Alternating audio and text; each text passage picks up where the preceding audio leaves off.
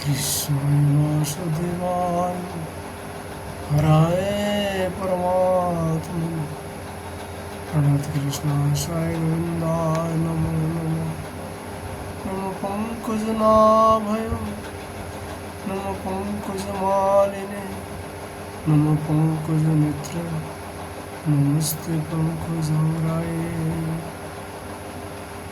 कृष्णाय वासुदेवाय हराय परमात्मने प्रणत कृष्णाय साई गोविंदाय नमो नमो।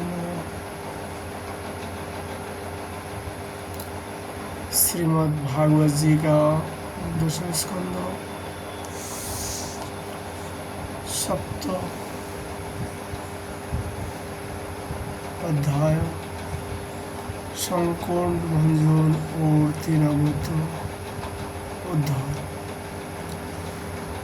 राजवाच जिनो जिनावतारेण भगवान हरिरेश्वर करोति कर्णरम्माणि मनोज्ञानी सना प्रभो। राजा परीक्षित ने पूछा, प्रभु सर्वशक्तिमान भगवान श्री हरि अनेकों अवतार धारण करके बहुत सी सुंदर एवं सुनने में मधुर लीलाएं करते हैं। वे सभी मेरे हृदय को बहुत प्रिय लगती है। उनके श्रवण मात्र से भगवत संबंधी कथा से और उसी और विविध विषयों की तृष्णा भाग जाती है। मनुष्य का अंतःकरण शीघ्र से शीघ्र शुद्ध हो जाता है। भगवान के चरण में शक्ति और भगवान के चरण में भक्ति और उनके भक्तजनों से प्रेम भी प्राप्त हो जाता है। यदि आप मुझे उनके श्रवण का अधिकारी समझते हो तो भगवान की उन्हीं मनोहर लीलाओं का वर्णन कीजिए। भगवान श्री कृष्ण मनुष्य लोक में प्रकट होकर मनुष्य जाति के स्वभाव का अनुसरण करते हुए जो बाल लीलाएं की है, अवश्य ही वे अत्यंत अद्भुत हैं। इसलिए आप उनकी दूसरी बाल लीलाओं का भी वर्णन कीजिए।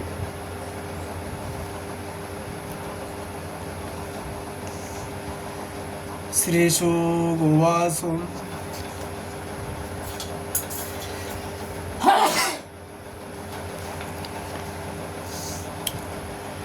कदाचिदुत्थानेकं कौतुकाल्पे जन्मार्षयोगे समवेतयोषितां वदित्रगीतोदीजमन्त्रवाचकै सचकारो सुनरोभिशेषनं सती।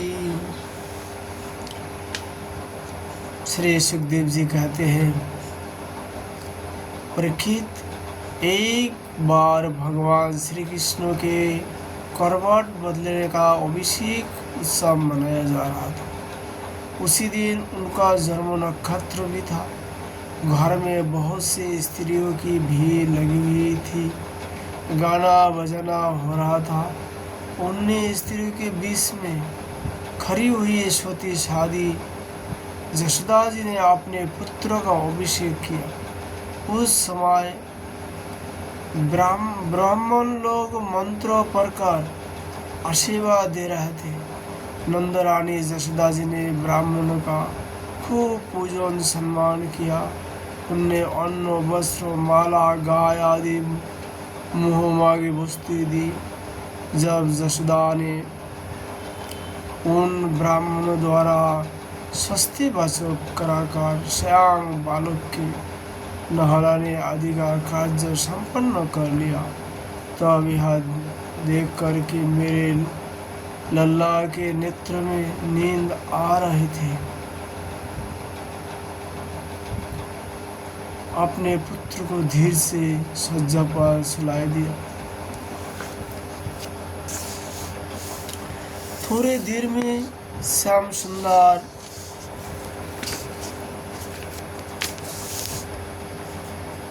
आंखें खुली तो वे स्तनपान के लिए रोने लगे। उस समय मुनिषिनी जशोदा जी उस सब में आए हुए ब्रजवासियों के स्वागत सत्कार बहुत ही तन्मय हो रही थी, इसलिए उनने श्री कृष्ण का रोना सुनाई नहीं पड़ा। तब श्री कृष्ण रोते रोते अपने पाप उछलने लगे। शिशु श्री कृष्ण एक सक्रे के नीचे सोए हुए थे। उनके पाप अभी लाल लाल कपलों के समान बड़ी कोमल और नन्हे नन्हे थे, परंतु वह नन्हा सा पाप लगते ही विशाल सक्रा उलट गया।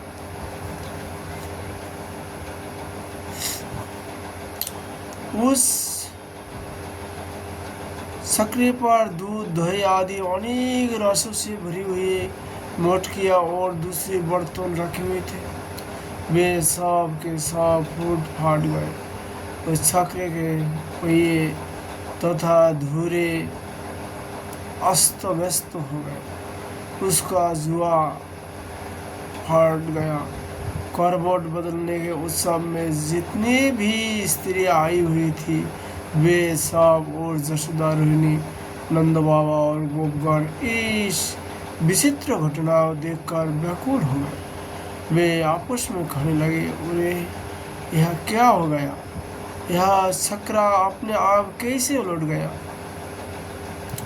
वे इसका कोई कारण निश्चित ना कर सके।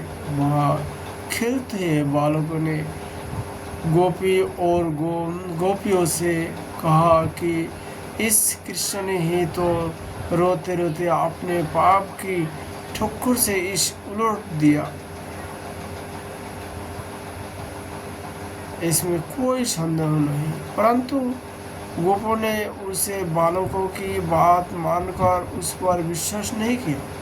ठीक ही है, वे गोप उस बालक के अनंत बल को नहीं जानते थे। जशोदा जी ने समझा यह किसी ग्रह आदि का उत्पाद है। उन्होंने अपने रोते हुए लाले लाल को गोद में लेकर ब्राह्मणों से वेद मंत्र के द्वारा शांति पाठ कराया और फिर वे उसे स्थान लाने लगे।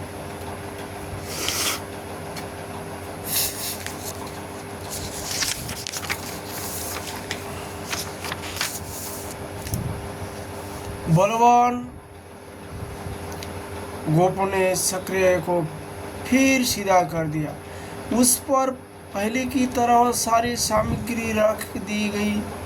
ब्राह्मण ने हवन किया और दही, अखात, कूश तथा जल के द्वारा भगवान और उस सक्रिय की पूजन किया, जो किसी की गुण में दोष नहीं निकालते, झूठ नहीं बोलते, दंभ, ईर्ष्या और हिंसा नहीं करते तथा अभिमान से रहित थे। उन सत्यशील ब्राह्मण का आशीर्वाद कभी विफल नहीं होता। यह सोचकर नंद बाबा ने बालक को गोद में उठा लिया और ब्राह्मण से सामरिक यजुर्वेद मंत्र द्वारा संसित और पवित्र औषधियों से युक्त जल से अभिषेक कराया। उन्होंने बड़ी एकाग्रता से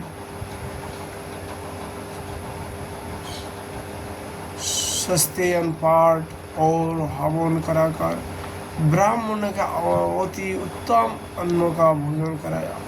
इसके बाद नंद बाबा ने अपने पुत्र की उन्नति और अभिवृद्धि की कामना से ब्राह्मण के सर्वगुण संपन्न बहुत सी गोए दी।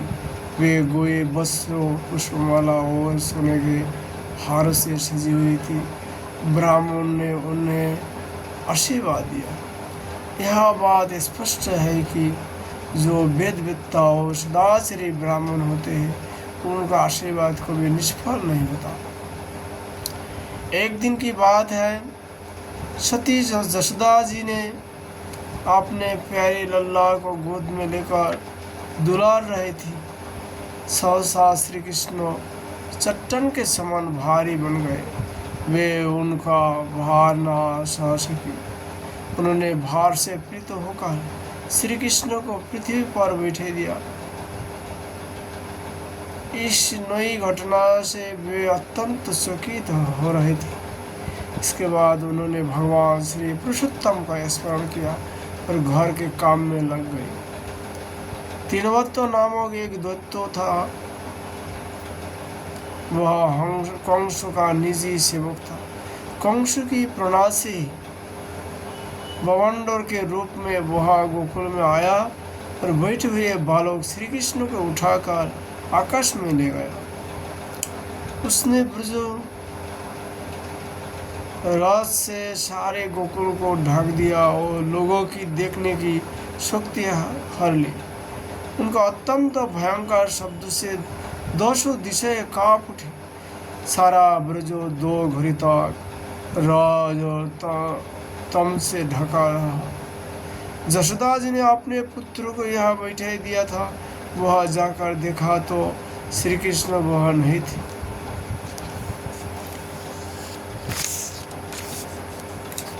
उस समय तीनवत्व ने बवंडर रूप में इतनी बालू उड़ाई रखी थी कि सभी लोग अत्यंत उद्विग्न और विशुद्ध हो गए थे। उन्होंने अपना पराया कुछ भी नहीं सूझ रहा था। उस जोर की आंधी और धूल की वर्षा में अपने पुत्र का पता न पाकर जशोदा को बड़ा शोक हुआ। वे अपने पुत्र की याद करके बहुत ही दीन हो गए और बछड़े के मर जाने पर गाय की जो दशा होता है वही दशा उनकी हो गई। वे पृथ्वी पर गिर पड़े। बवंडर के शांत होने पर जब धूलि की वर्षा का वेग कम हो गया तब जशोदा जी के रोने का शब्द सुनकर दूसरी गोपियां वहां दौड़ आई। नंदन श्री श्याम सुंदर श्री कृष्ण को ना देखकर उन्होंने हृदय में भी बड़ा संताप हुआ। आंखों से आंसू की धारा बहने लगी। वे फूट फूट कर रोने लगे। यदा तीनवत्व बवंडर रूप से जब भगवान श्री कृष्ण को आकाश में उठा ले गया तब उनके भारी बोझ को न संभाल सकने के कारण उसका वेग शांत हो गया। वह अधिक चल न सका। तीनवत्व अपने से भी भारी होने के कारण श्री कृष्ण को नीलगिरी की चट्टान समझने लगा। उन्होंने उसका गला वैसा पकड़ा कि वह उस अद्भुत शिशु को अपने से अलग नहीं कर सका। भगवान ने इतनी जोर से उसका गला पकड़ रखा था कि वह असुर निश्चिष्ट हो गया। उसके आँख को बहाव निकाल आई। बोलती बंद हो गई। प्राण परे उड़ गए और बालक श्री कृष्ण के साथ वह ब्रज में गिर पड़ा। वह जो स्त्रियां इकट्ठी होकर रो रही थी उन्होंने देखा कि वह विकराल दैत्य आकाश से एक चट्टान पर गिर पड़ा और उसका एक ही अंग चकनाचूर हो गया। ठीक वैसे ही जैसे भगवान शंकर के बाणों से आहत हो त्रिपुरासुर गिरकर चूर-चूर हो गया था।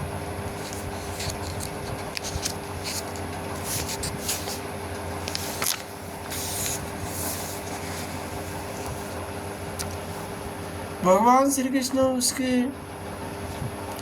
वक्षस्थल पर लटक रहे थे। यह देखकर गोपियां विस्मित हो गई। उन्होंने झटपट वहां जाकर श्री कृष्ण को गोद में ले लिया और लाकर उन्होंने माता को दे दिया। बालक मृत्यु के मुख से सकुशल लौट आया। यद्यपि उसे राक्षस आकाश में उठाए ले गया था फिर भी वह बच गया। इस प्रकार बालक श्री कृष्ण को फिर पाकर जशोदा आदि गोपियां तथा नंद आदि गोपों को अत्यंत आनंद हुआ। वे कहने लगा, ओहो, यह तो बड़े आश्चर्य की बात है। देखो तो सही, यह कितनी अद्भुत घटना घट गई। यह बालक राक्षस के द्वारा मृत्यु के मुख में डाल दिया गया था, परंतु फिर जीता जागता आ गया और उस हिंसक दुष्टों को उसके पाप ही खा गए। सहज है साधु पुरुष अपनी क्षमता से ही संपूर्ण भयों से बच जाता है। हमने वैसा कौन सा तौब भगवान की पूजा, प्याऊ, पोशाला, कुआ, बावले, बाग, बगीची आदि पूर्त जगदान अथवा जीविका भले ही की थी, जिसके फल से हमारा यह बालक मरकर भी अपने स्वजनों को सुखी करने के लिए फिर लौट आया। अवश्य यह बड़े सौभाग्य की बात है। जब नंद बाबा ने देखा कि महावन में बहुत सी अद्भुत घटनाएं घटित हो रही है, तो आश्चर्यचकित होकर उन्होंने वसुदेव जी की बात का बार बार समर्थन किया। एक दिन की बात है, जसोदा जी अपने प्यारे शिशु को अपनी गोद में लेकर बड़े प्रेम से स्तनपान करा रही थी। वे वात्सल्य सिरों से इस प्रकार सरवार हो रही थी कि उनके स्थान से अपने आप ही दूध झरता जा रहा था। जब वे प्राय दूध पी चुके और माता जसोदा उनके उसी मुस्कान से युक्त मुख को चूम रही थी, उसी समय श्री कृष्ण की जवाई आ गई और माता ने उनके मुख में यह देखा। उसने आकाश, अंतरिक्ष, ज्योतिर्मंडल, दिशाएं, सूर्य, चंद्रमा, अग्नि, वायु, समुद्र, द्वीप, पर्वत, नदियाँ, वन और समस्त चराचर प्राणी स्थिति है। परीक्षित अपने पुत्र के मुँह में इस प्रकार सहसा सारा जगत देखकर मृग शावक नयनी जसोदा जी का शरीर कांप उठा। उन्होंने आपने बड़ी बड़ी आंखें बंद कर ली। वे अत्यंत आश्चर्यचकित हो गया। इति श्रीमद् भागवत महापुराणे परमहंस संहिता दशम स्कंदे पूर्वार्धे 3 मुख्य नामो 7वां अध्याय। आज हम लोग यही श्री भागवत जी का चर्चा विश्राम करता हूँ। राधा मतलब का कृपा होने पर फिर हम लोग नेक्स्ट वीडियो में आएंगे। राधे राधे।